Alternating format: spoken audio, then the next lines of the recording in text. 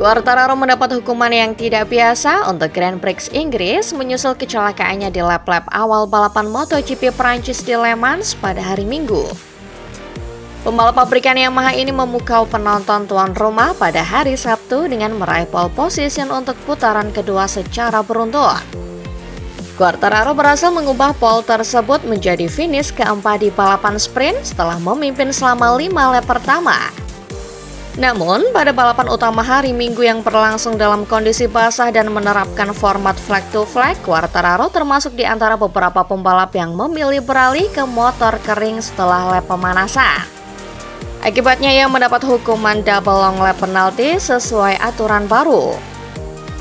Meskipun memimpin di lap-lap awal balapan 26 lap tersebut, Quartararo menjadi pembalap pertama yang menjalani hukuman long lap dan berada dalam posisi kuat untuk memanfaatkan situasi. Sayangnya, ia terjatuh di tikungan terakhir pada lap keempat saat hujan semakin deras dan tidak bisa melanjutkan balapan untuk kembali ke pit dan berganti ke motor basah. Ia terlihat berselisih pendapat dengan petugas lintasan sebelum akhirnya kembali ke pedok dengan langkah berat. Para steward menilai tindakan Quartararo sebagai perilaku yang tidak bertanggung jawab karena ia dianggap tidak mematuhi instruksi langsung dari petugas lintasan yang berpotensi membahayakan dirinya sendiri dan orang lain. Akibatnya, ia dijatuhi hukuman untuk absen selama 10 menit pertama sesi latihan bebas pertama FP1 di Grand Prix Inggris dalam 2 minggu mendatang, serta denda sebesar 2.000 euro. Meskipun hukuman ini mungkin tidak terlihat berat dibandingkan penalti lain yang bisa diberikan, waktu penerapannya kurang ideal bagi Yamaha. Tim ini baru saja memperkenalkan mesin baru di GP Prancis yang memberikan sedikit peningkatan kecepatan puncak pada M1. Menguji mesin ini di lintasan seperti Silverstone yang sangat bergantung pada tenaga menjadi bagian penting dari program Yamaha untuk sesi latihan di Inggris. Selain itu, Yamaha juga sedang mengadakan tes di Misano minggu ini, di mana pembaruan dan ide pengaturan yang diuji di sana kemungkinan akan diterapkan pada motor Quartararo untuk latihan di Silverstone.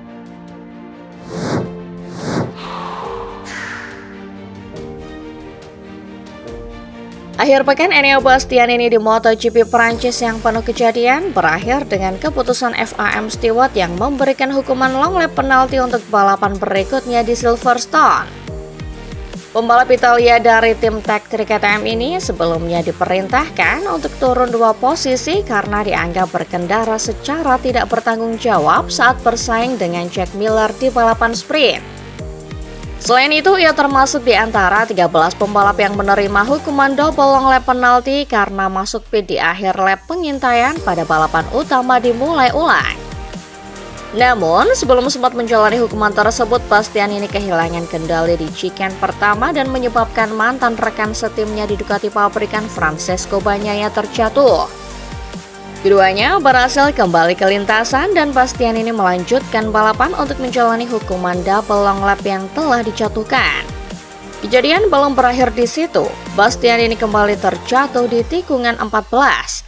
Tetapi ia bangkit lagi untuk kedua kalinya sebelum akhirnya masuk pit untuk berganti ke motor kering. Sayangnya, saat pergantian motor, ia melampaui batas kecepatan di pit lane yang berujung pada hukuman double long lap penalti lainnya. Setelah menjalani hukuman itu, ia akhirnya menyelesaikan balapan dengan tertinggal 1 putaran di posisi ke-13. Meski begitu, insiden awal dengan Bagnaia kembali menjadi sorotan. FIM Stewart kemudian memutuskan untuk menjatuhkan hukuman long lap penalti tambahan untuk Bastianini yang harus dijalaninya pada balapan berikutnya di Silverstone, menambah daftar tantangan yang ia hadapi setelah akhir pekan yang penuh drama di Le Mans.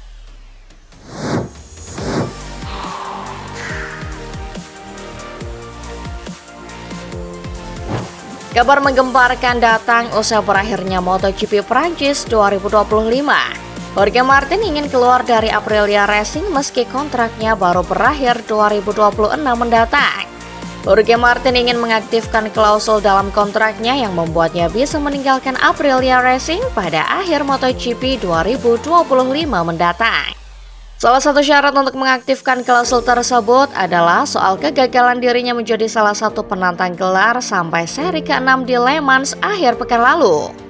Namun Aprilia kabarnya tidak terima dengan keinginan Martin ini, karena syarat untuk mengaktifkan klausul tersebut tidak sepenuhnya terpenuhi. Alasannya Martin mengalami cedera panjang, sehingga jelas saja dirinya memang tidak akan bisa menjadi penantang gelar dalam kondisi seperti ini. Dilansir dari Autosport, Martin sempat berkunjung ke Le Mans pada hari Jumat mengendarai mobil dari rumahnya di Andorra. Juara MotoGP 2024 ini sengaja tampil low profile, bahkan cenderung sedikit menyamarkan kehadirannya agar tidak menarik perhatian media. Namun di sana ada beberapa orang yang tahu bahwa Martin telah melakukan diskusi dengan manajemen Aprilia soal aktivasi klausul kontrak ini. Di sisi lain, Aprilia yang tidak terima sedang mempertimbangkan langkah hukum soal keinginan perginya Martin ini.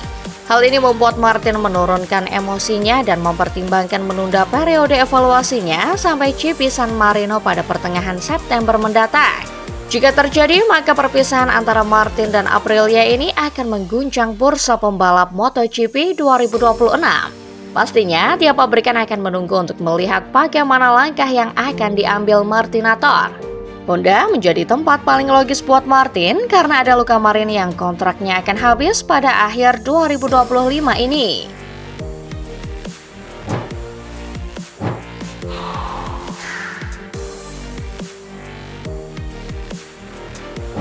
Juara dunia 2 kali ini terus berada dalam posisi sulit sejak musim dimulai. Tetapi akhir pekan di Le Mans menjadi yang terpuruk baginya di era sprint yang baru. Banyaknya terjatuh di balapan sprint dan kemudian terseret kecelakaan akibat senggolan dengan Enea Bastianini di balapan utama.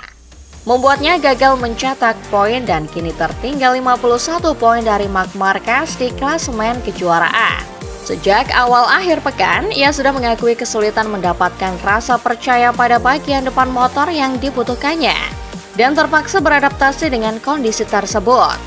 Namun, ia mendesak Ducati untuk berbuat lebih banyak karena merasa telah mencapai titik terendah dari masalah yang dihadapinya.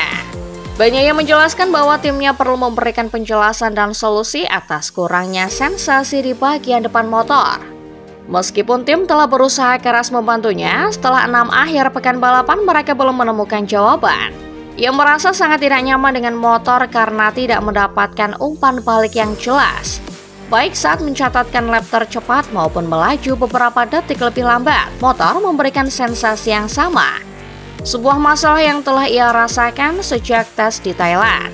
Menurutnya, setelah menyentuh titik terendah di Le Mans, memperbaiki situasi seharusnya lebih mudah. Tetapi solusi yang dibutuhkan masih sulit ditemukan.